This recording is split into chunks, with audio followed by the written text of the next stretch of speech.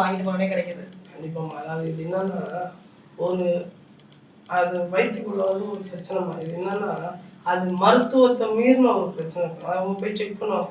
கிட்டத்தட்ட 8 லட்ச ரூபா செலவு பண்ணி 8, 9 வருஷம் அவங்க வந்து வெயிட் பண்ணி குழந்தை இல்லாம அவங்களுக்குள்ள நிறைய பிரச்சனை வந்து அதுக்கப்புறம் ஒருத்தவங்க சொல்லி அவங்க என்கிட்ட வந்தாங்க. அவங்க வந்தா ஒண்ணுமே இல்லை. அதாவது அந்த வயிற்றுல இருக்கிற கருவுக்கு நம்ம வந்து பதிலுக்கு அவங்களுக்கு ஒரு விஷயம் நான் கொடுக்கணும். ஒரே ஒரு முட்டை தான்.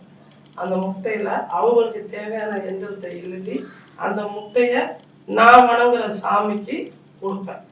இந்த கருவை எடுத்துக்கிட்டு இந்த புள்ள வயிற்றுல கருவை கொடு அப்படின்னு நான் சொன்ன கட்டளையில இதுவும் ஒண்ணு. அது கேட்கும்போது ஒரு வியப்பா இருக்கும்.